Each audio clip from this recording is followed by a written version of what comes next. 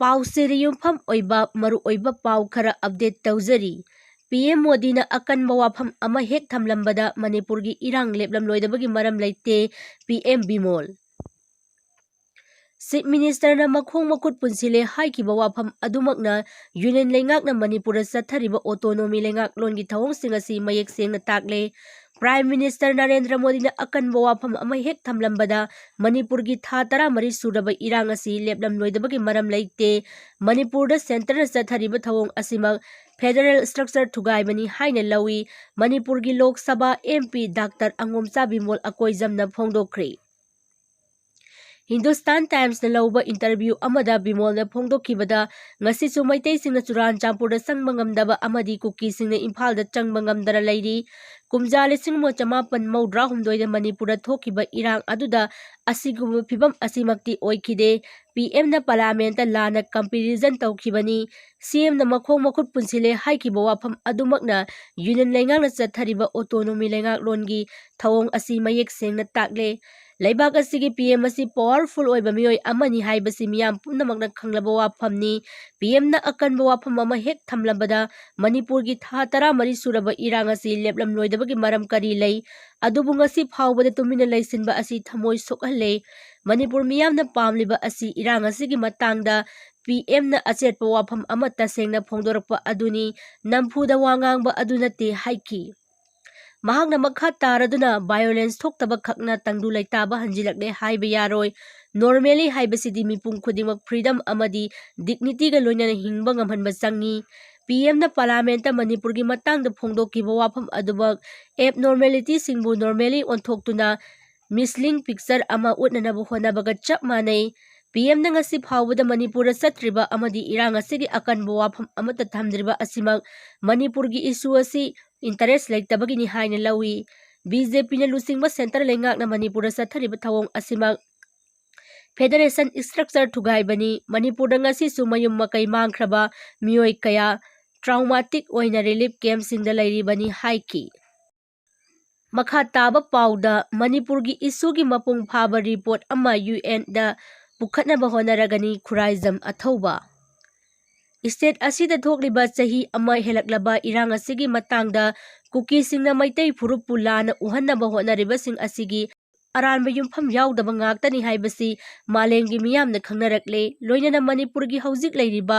ꯏꯁꯨ ꯑꯁꯤꯒꯤ ꯃꯇꯥꯡꯗ ꯌꯨꯅꯥꯏꯇꯦꯗ ꯅꯦꯁꯟꯒꯤ ꯐꯣꯔꯝꯗ ꯃꯄꯨꯡ ꯐꯥꯅ ꯄꯨꯈꯠꯅꯕꯒꯤ ꯔꯤꯄꯣꯔꯠ ꯑꯃ ꯊꯥꯅꯅꯕ ꯃꯤꯌꯥꯝꯒꯤ ꯑꯣꯏꯕ ꯃꯤꯐꯝ ꯑꯃ ꯄꯥꯡꯊꯣꯛꯅꯕ ꯊꯧꯔꯥꯡ ꯇꯧꯔꯒꯅꯤ ꯍꯥꯏꯅ international peace and social advancement ꯏꯞꯁꯥꯒꯤ ꯋꯥꯔꯀꯤꯡ ꯄ꯭ꯔꯁꯤꯗꯦꯟꯠ ꯈꯨꯔꯥꯏꯖꯝ ꯑꯊꯧꯕꯅ ꯐꯣꯡꯗꯣꯛꯈ꯭ꯔꯦ꯫ ꯍꯟꯗꯛꯀꯤ ꯖꯦꯅꯦꯚꯥꯗ ꯄꯥꯡꯊꯣꯛꯈꯤꯕ ꯌꯨꯑꯦꯟꯒꯤ 53ꯁꯨꯕ ꯍ꯭ꯌꯨꯃꯦꯟ ꯔꯥꯏꯠꯁ ꯀꯥꯎꯟꯁꯤꯜꯒꯤ ꯁꯦꯁꯟꯗ ꯁꯔꯨꯛ ꯌꯥꯔꯨꯕꯒ ꯃꯔꯤ ꯂꯩꯅꯅ ꯋꯥꯐꯝ ꯑꯁꯤ ꯈꯨꯔꯥꯏꯖꯝ ꯑꯊꯧꯕꯅ ꯐꯣꯡꯗꯣꯛꯈꯤꯕꯅꯤ꯫ ꯃꯍꯥꯛꯀꯤ ꯖꯦꯅꯦꯚꯥ ꯈꯣꯡꯆꯠꯀ ꯃꯔꯤ ꯂꯩꯅꯅ ꯀꯩꯁꯥꯝꯄꯥꯠꯇ ꯂꯩꯕ ꯏꯞꯁꯥꯒꯤ ꯑꯣꯐꯤꯁꯇ ꯄꯥꯡꯊꯣꯛꯄ ꯄꯥꯎꯃꯤꯁꯤꯡꯒ ꯎꯅꯕ ꯑꯃꯗ ꯍꯟꯗꯛ ꯑꯊꯧꯕꯅ ꯖꯦꯅꯦꯚꯥꯒꯤ ꯁꯦꯁꯟ ꯑꯗꯨꯗ ꯌꯨꯑꯦꯟꯒꯤ ꯁ꯭ꯄꯦꯁꯤꯌꯦꯜ ꯔꯤꯄꯣꯔꯇꯔ ꯀꯌꯥ ꯎꯅꯗꯨꯅ ꯁ꯭ꯇꯦꯠ ꯑꯁꯤꯒꯤ ꯏꯔꯥꯡꯒꯤ ꯃꯇꯥꯡꯗ ꯃꯔꯤꯛ ꯆꯨꯝꯕ ꯋꯥꯐꯝꯁꯤꯡ ꯈꯪꯍꯟꯈ꯭ꯔꯦ꯫ ꯂꯣꯏꯅꯅ ꯏꯔꯥꯡ ꯑꯁꯤꯃꯛ ꯂꯥꯏꯅꯤꯡ ꯂꯥꯏꯁꯣꯟꯒꯤ ꯑꯔꯥꯟꯕ ꯃꯤꯠꯌꯦꯡ ꯑꯣꯏꯅ ꯎꯍꯟꯅꯕ ꯍꯣꯠꯅꯕꯅꯤ ꯍꯥꯏꯕ ꯋꯥꯐꯝ ꯑꯗꯨ ꯀꯨꯀꯤꯁꯤꯡꯅ ꯑꯔꯥꯟꯕ ꯋꯥꯐꯝ ꯀꯌꯥ ꯁꯟꯗꯣꯛꯄꯒꯤ ꯃꯇꯥꯡꯁꯨ ꯅꯤꯡꯊꯤꯅ ꯈꯪꯍꯜꯂꯝꯈꯤ꯫ ꯃꯗꯨꯒꯤ ꯃꯊꯛꯇ narco terrorist, cross border illegal ꯏꯃꯤꯒ꯭ꯔꯦꯟꯠ ꯑꯃꯗꯤ ꯄꯣꯄꯤ ꯄꯥꯛ ꯁꯟꯅ ꯊꯥꯔꯛꯄꯗꯒꯤ ꯊꯤꯡꯅꯅꯕ ꯍꯣꯠꯅꯔꯨꯕꯗ ꯏꯔꯥꯡ ꯑꯁꯤ ꯊꯣꯔꯛꯄꯅꯤ꯫ ꯃꯁꯤꯅ ꯃꯔꯝ ꯑꯣꯏꯔꯒ ꯌꯦꯜꯍꯧꯃꯤꯁꯤꯡꯗ ꯄꯤꯔꯛꯂꯤꯕ ꯑꯆꯧꯕ ꯁꯥꯐꯨ ꯄꯤꯔꯛꯄꯅꯤ꯫ ꯍꯥꯏꯔꯤꯕ ꯏꯔꯥꯡ ꯑꯁꯤꯃꯛ ꯃꯄꯨꯡ ꯑꯣꯏꯅ ꯀꯨꯀꯤ, ꯅꯥꯔꯀꯣ ꯇꯦꯔꯣꯔꯤꯁꯠ ꯑꯃꯗꯤ ꯀꯨꯀꯤ CSOꯁꯤꯡꯒ ꯂꯩꯉꯥꯛꯀ ꯃꯨꯛꯅꯔꯛꯄꯗꯒꯤ ꯃꯔꯥꯜ ꯂꯩꯖꯗ꯭ꯔꯕ ꯃꯤꯌꯥꯝꯒꯤ ꯃꯊꯛꯇ ꯈꯨꯠ ꯊꯥꯅꯔꯛꯇꯨꯅ ꯏꯔꯥꯡ ꯑꯁꯤ ꯆꯥꯎꯊꯣꯔꯛꯄꯒꯤ ꯑꯆꯧꯕ ꯃꯔꯝꯅꯤ ꯍꯥꯏꯅꯁꯨ ꯌꯨꯑꯦꯟꯒꯤ 53ꯁꯨꯕ ꯍ꯭ꯌꯨꯃꯦꯟ ꯔꯥꯏꯠꯁ ꯀꯥꯎꯟꯁꯤꯜꯒꯤ ꯁꯦꯁꯟꯗ ꯃꯔꯤꯛ ꯆꯨꯝꯅ ꯄꯥꯎꯗꯝꯈꯤ ꯍꯥꯏꯅꯁꯨ ꯃꯍꯥꯛꯅ ꯃꯈꯥ ꯇꯥꯅ ꯐꯣꯡꯗꯣꯛꯈꯤ꯫ ꯑꯇꯣꯞꯄ ꯄꯥꯎꯗ ꯃꯍꯧꯁꯥꯒꯤ ꯈꯜ ꯀꯟꯅꯅꯕ ꯏꯟꯚꯥꯏꯔꯣꯟꯃꯦꯟꯇꯦꯂꯤꯁꯠ ꯃꯅꯤꯀꯥꯟꯇ ꯃꯨꯇꯨꯝꯅ ꯄꯨꯈꯠꯂꯛꯄ ꯑꯦꯖꯦꯟꯗꯥ ꯑꯅꯤ ꯊꯕꯛꯇ ꯑꯣꯟꯊꯣꯛꯅꯕ ꯁꯤꯑꯦꯝꯒ ꯇꯥꯟꯅꯔꯒꯅꯤ ꯀꯔꯥꯝꯁ꯭ꯌꯥꯝ꯫ ꯂꯪꯊꯕꯥꯜ ꯀꯦꯟꯗ꯭ꯔꯒꯤ MLA ꯀꯔꯥꯝꯁ꯭ꯌꯥꯝꯅ ꯍꯥꯏꯈ꯭ꯔꯦ ꯃꯍꯧꯁꯥꯒꯤ ꯈꯜ ꯀꯟꯅꯅꯕ ꯏꯟꯚꯥꯏꯔꯣꯟꯃꯦꯟꯇꯦꯜ ꯑꯦꯛꯇꯤꯕꯤꯁꯠ ꯃꯅꯤꯀꯥꯟꯇ ꯃꯨꯇꯨꯝꯅ ꯄꯨꯈꯠꯂꯛꯂꯤꯕ ꯑꯦꯖꯦꯟꯗꯥ ꯑꯅꯤ ꯑꯁꯤ ꯊꯕꯛꯇ ꯑꯣꯟꯊꯣꯛꯅꯕ chief ꯃꯤꯅꯤꯁꯇꯔꯒ ꯇꯥꯟꯅꯔꯒꯅꯤ꯫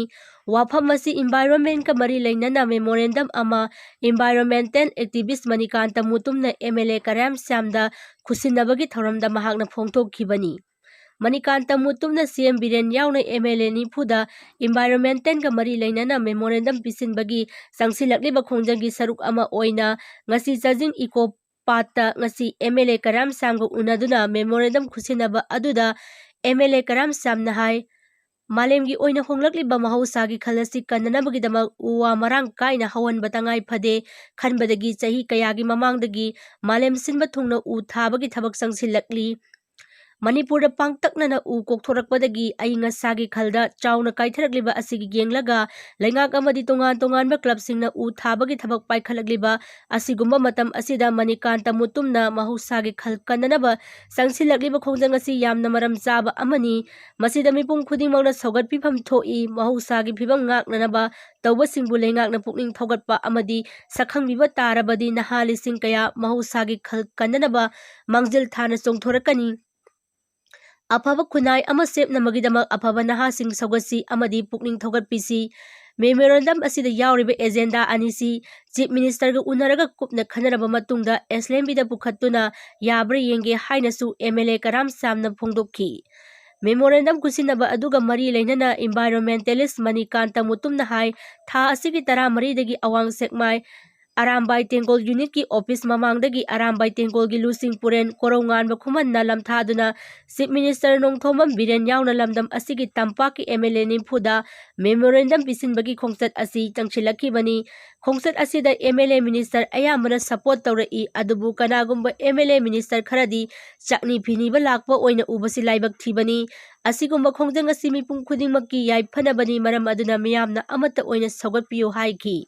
Nakalamromdana Manikanta Mutungi Kombi ACG MLA Sanasam Premchand dasu memorandum bisinkre memorandum kusinaba aduga mari lainana MLA Premchand hai Manikanta Mutumna laukhalakliba khongthang asi matang yamna sai aikoi khudimangna mahakpu support tawpham thoi haina mahakna makha taki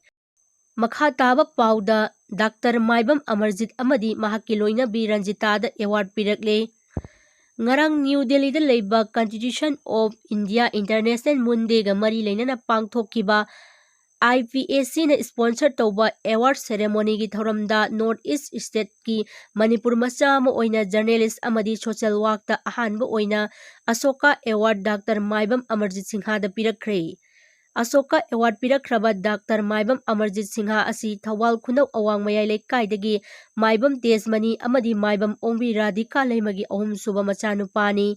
mahak ing kumjalising machamapan mafurdarani thoigi February gi tang amada pokki Asoka Award phangkhraba Amajit asi physically challenged oijarabasu honaba kanba journalist ama oina hauji thokliba tangdu leita daba lebak asigi thaudoksing miyam da khangan batanatana CSO club organization kaya gi thaugai su puriba amadi miyam gi awana tabadasu mating kaya ama pangkhraba miyoini Dr. Maibam Amarjit Singha hauji di Live TV News Channel kunga marigi news reporter oibatanatana National Crime Investigation Bureau gi information officer amasu oiribani hairi Ngarang Constitution Club of India da pangthokkiba award ceremony gi thoramda Nari Saman Puruskar Award asi North East State tagi Dr. Maibam Amarjit Singha gi loinabi Maibam Ongbi Ranjita da thauna lebi nupi ama oina pirakre Kainau Thongkha dagi Laitonjam Deban amadi Laitonjam Sakhitombi anigi machanupini mahak ing kumjalisung machamapan marfutara humdoi gi March ki tang 10 da pokhi Nari Saman Puruskar Award phanglakrabi Ranjita asi honaba kanbi nupi ama oina CSO nupi singi oiba thabak thauram kaya ama puraga miyamgi awana tabada sumating kaya ama pangkrabi amadi asonba mapuroibabu hena ko operation amadi support toriba nupi amasuni hairi Landarakliba Kanglupki Meoi Singda Henna Cheitheng Mayoknare State asida leiriba illegal immigrant chin kuki narco terrorist singna matat lepa letana satharakliba lan tha 13 mapung pharaklabasu loiba khamba naidaba maongda leiri Makhoina domination tawkraba mafamsingda laingak amadi miyamna changba ngamdri lan asina maram oiraga landariba kuki miyam kham thengna awaba mayoknabadagi chana thaknaba amadi ana ayeki hidak langthaksing phangdabadagi amukka hena awaba mayoknari Churanchampur district leiba drug talai churaba HIV positive oiraba kaya ART phangdabadagi awaba phibamda hingle haibagi paulari Kuki मिसम मियाम लान पामद्रबसु ngamkhai lana changlakkiba Kuki sin narco terrorist singna langi khongphamdagi handoktabadagi hena awaba mayoknahalle adubu sin Kuki Zo narco terrorist singi longnam langda thurubadagi Kuki मियाम khongpham handokpa ngamdabadagi ha urok namang sulang na tungsu ten haibadu pangkhaknare terrorist singi oithoklaroi manglangi pandam lani khanglakpadagi Kanglupki Kanglupki Meoi singi mathakta nampak tanarakpa hauduna makhoi maselgi marakta hana sunabagi wathok leire adubu lamdam asida matang sangna ngamkhai ngakpagi mathau tarukliba India gi security force singi maraktagi akhannaba force amana Kuki terrorist singi chungoi oiduna lan asida yausinduna mathau sangbagi thabak chatharakpadagi lan asigi waroisin purakpa ngamdana leirakhibani Kuki terrorist singi marumda leiriba akhannaba security force sing adu miyamna ikhang khangnarabasu central government ke maikaidabagi khangdabagum leiriba asi maram karigino haiba asini Central government Manipur wathoki waroisin puraknaba honage haiba tarabadi migrants in Kuki zone terrorist singi maru leiriba akhannaba security force sing adu masak khangdoktuna force adu lamdam asidagi lauthoktuna atopa force amana mahut silabadi lana sigi waroisin purakpa ngamgani thajai Kuki terrorist singa lengonaduna state asigi miyam maruoina maitai singi mathakta Landarakliba forcing adu matam sangna chingi mafam singda leiduna ngamkhai ngak senbagi mathau tawrakhibadagi makhoigi mathauda free oiba amadi atai khulai paiba singi movement informer oina Kuki singbu sizinakibani hariba security force ki personnel sing aduna khulai paiba amadi paidaba Kuki sing natana atai Kanglupki tribal community amadi maitaigi mafamdadi Kanglupki tribal community amadi maitaigi mafamdadi akhanaba mikyeng yengduna hatpa tupa phaba punba amadi miyot minegi thabaksing chathaduna aki tujingba poknariba force ni paramilitary force aduna lainga khanghandana sin Kuki narco terrorist singa nongmai kapnaba lepagi aronba ceasefire agreement phawba inai hariba agreement aduda Kuki singi separate administration gi demand sogatkani haiba wafam phawba yauramba hojik leiriba laingak asina khanglabagi wathok leikrabani laingak ki maikaidagi ceasefire agreement sign tawnaramkhiba akhanaba force adugi makok thongba singda ceasefire agreement ta yauriba separate administration gi wafam lauthokadabani haiba akanba pressure piba leikrabani leibak asigi apunba saktam miyangi punsi lanthum ngak senanaba leiriba tongan ba security company singi marakta apunbagi saktam thugainaba honariba Kuki terrorist singa putna japminare haiba khanglabasu hariba force adugi mathakta central government gi maikaidagi logi oiba laukhatpa thokpa action amata laukhalaktabadagi lange waroisin purakpa ngamdana leirakhibani Manipur lengaki maikaidagi hariba security force adu state asidagi lauthokkinaba central government ka mari leinaba singda taksinduna lange waroisin puraknaba honau loinana langi Maichak nangliba mara laijadraba Kuki miyamgi maikaidasu adugumba security force adudagi lapna lairabadi mahausagi tangdu laitaba punsida hingba ngamgani thajai makha taba pauda Kuki singna maitai yum bomna thugaikibagi video viral oire Kuki na maitai da landarakpasi hanadagi thaurang tawbani haibadu mayek sengle Kuki narco terrorist singna kayamuk yamna tamthibagi haibadu uttuna Churanchampur district ki Khumu Jamba maitai leikai da leiba maitai gi yum ama bom na pokhai handuna thugaikibagi video footage ngasi social media da viral oirakre thawong adu Kuki singna maitai da landarakpasi hanadagi hauna thaurang tawbani haiba adu mayek sengle social media da viral oirakkiba video footage adu da bom phumjilaga thugaikiba yum adu Khumu Jamba maitai leikai dagi naurem ibomcha sahi 93 apokpa naurem kalagini hairi amadi bom phumjinduna pokhai hankibagi thodok adu haukiba sahi gi jun gi tang kulumdoi da thokibani haiba viral oiba video adudagi khangba ngamle maduda bomna tumna thugai kraba yum adugi miyoi sing hauji Bishnupur district ki manung chanba ningthaukhong da hangba relief camp da changjafam lauduna leiri Kuki singna maidai gi yum thugaibagi video viral oirakpa asiga mari leinana yum asigi mapu oiriba ibom chana pau asigi agency amada hai mahakki khangna chanaba marup singna yum adu bom sizinaduna thugaikre haibagi paudi pirakhi adubu hauji viral oiriba bom adu sizinaduna thugaibagi video asidi ahanba oina ubani haujiti bom sizinaduna thugaikhiba haiba asi video da su phanglabanina mari leinaba authority singna pokhai haliba singadu kanano haibadu thidoktuna cherak pigadabani haina su taksilakni Sahi amaga tha ani helaklaba Manipurgi irang Kanglup anigi irang asigi yamna maru oiba haurapam oiriba Churachandpurda kuki singna maitaina leiramba yum kaya Thugaikhiba temthokpa lampak onthokhiba leikrabani Churachandpurda maitaigi khul 30 leiduna Meoi 15,000 hena leiramkhibani Kulsing adugi manungda Mandap Laikai Ngathal Di Phailem Thingphangkhai Thengra Leira Khumujamba Khuga Tampakna Singba Maphamsing yauribani adubu haukhiba chahigi Megi 3 da thokhiba Irang asina maram oiraga mafam adudagi lanjennarakuna tongan relief camp kayada changjafam lauduna leiribani Irang asi thokraba matung matam kharagi matungda maiteisinna leiramba yum chawngarom mapung phana thugaiduna temthoklaba matung lampak onthokibagi pausu leikrabani loinana pulisna su thijanbagi thabak chathaba leiribani adubu ngasigi viral oirakliba video asigi matung inadi yum kaya asi thugaibada bomguma polamsing sizinnaramgani haibadu hena mayek sengli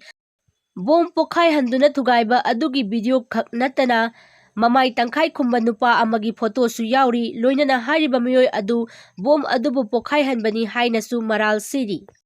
loisilakpa pauda Manipurgi atai phurup sing hundoklamlaga naga singda ayetpa pidana bayanakre kuki singda thamlamba Senapati District Student Association ge athingba lauthokre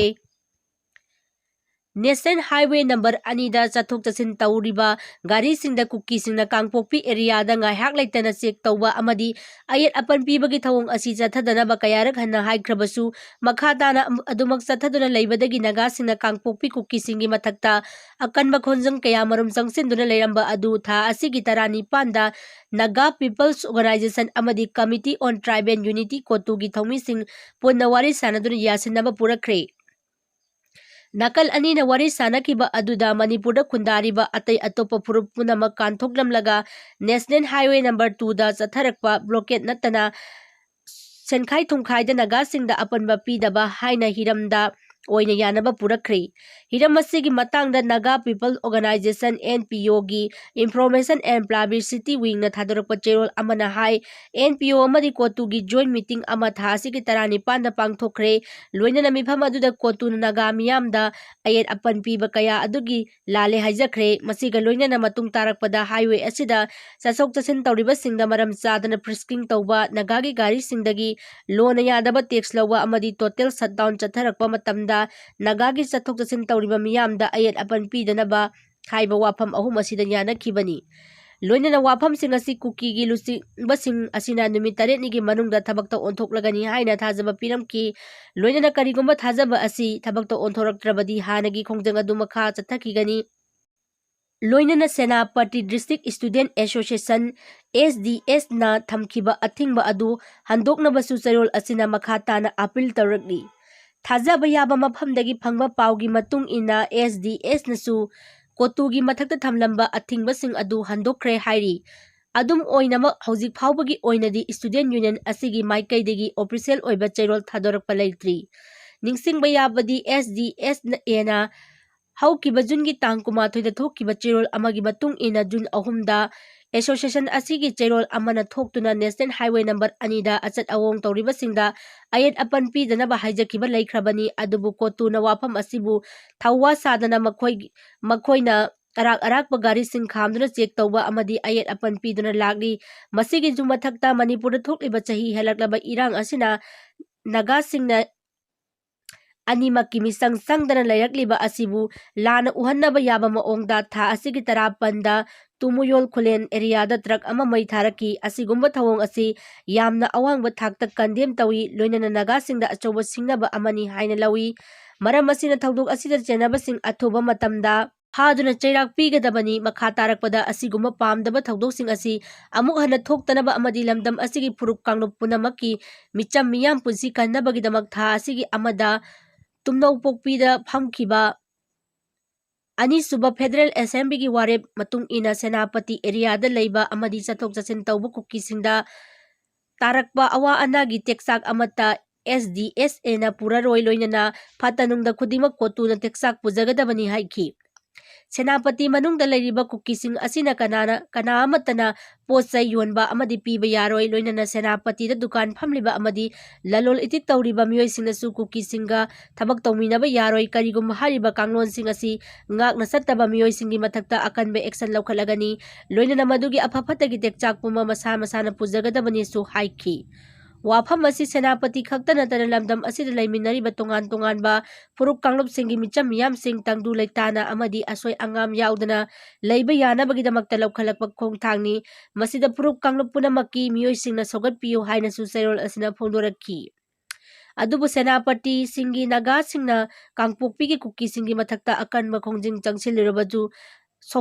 ꯆꯪꯁꯤꯜꯂꯔꯕꯁꯨ ꯍꯟꯗꯛ ꯀꯣꯇꯨ ꯑꯃꯗꯤ NPOꯒ ꯋꯥꯔꯤ ꯁꯥꯅꯗꯨꯅ ꯌꯥꯁꯤꯟꯅꯕ ꯄꯨꯔꯛꯈꯤꯕ ꯑꯁꯤ ꯃꯩꯇꯩ ꯌꯥꯎꯅ ꯑꯇꯩ ꯑꯇꯣꯞꯄ ꯐꯨꯔꯨꯞꯁꯤꯡꯒꯤ ꯋꯥꯐꯝ ꯀꯥꯟꯊꯣꯛꯂꯒ ꯅꯥꯒꯥꯁꯤꯡꯒꯤꯗꯃꯛꯇ ꯑꯌꯦꯠ ꯑꯄꯟ ꯄꯤꯗꯅꯕ ꯍꯥꯏꯕ ꯋꯥꯐꯝꯗ ꯌꯥꯅꯕ ꯄꯨꯔꯛꯈꯤꯕ ꯑꯁꯤꯗ ꯃꯤꯌꯥꯝꯅ ꯑꯉꯛꯄ ꯄꯣꯛꯍꯜꯂꯦ꯫